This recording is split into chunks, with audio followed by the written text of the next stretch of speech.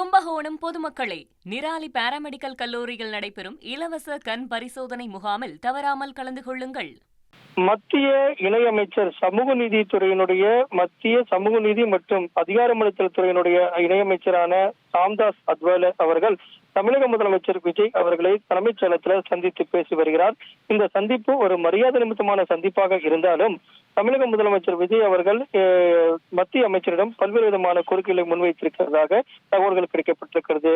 பட்டியலின மாணவர்களுக்கான அந்த ப்ரீ மெட்ரிக் மற்றும் போஸ்ட் மெட்ரிக் கல்வி உதவித்தொகை மத்திய அரசின் கீழே பங்கை உரிய நேரத்தில் விடுவிக்க வேண்டும் என்று வலியுறுத்தப்பட்டதாகவும், அதே நேரத்தில் பட்டியலின மாணவர்களுக்கான ப்ரீ மெட்ரிக் மற்றும் போஸ்ட் மெட்ரிக் கல்வி உதவித்தொகை பெறுவதற்கான ஆண்டு உச்ச வரம்பு என்பது 8 லட்சமாக அதிகரிக்க வேண்டும். புதுச்சேரியில் தங்கியிருக்கக்கூடிய பயின்று வரக்கூடிய மாணவர்களுக்கான போஸ்ட் மெட்ரிக் கல்வி உதவித்தொகை கீழ் வழங்கப்படக்கூடிய மெயின்டெனன்ஸ் படியை உயர்த்தி வழங்க வேண்டும்.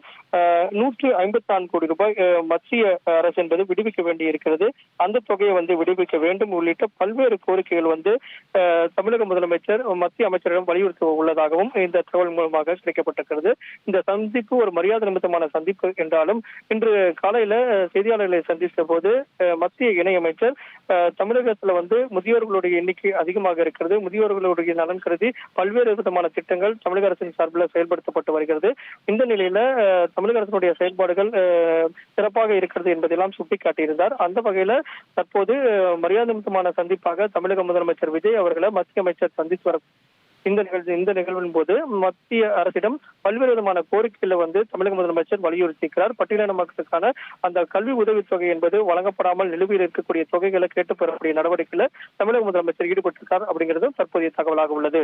கும்பகோணம் பொதுமக்களே, நிராலி பாராமெடிக்கல் கல்லூரியில் நடைபெறும் இலவச கண் பரிசோதனை முகாமில் தவறாமல் கலந்து கொள்ளுங்கள்.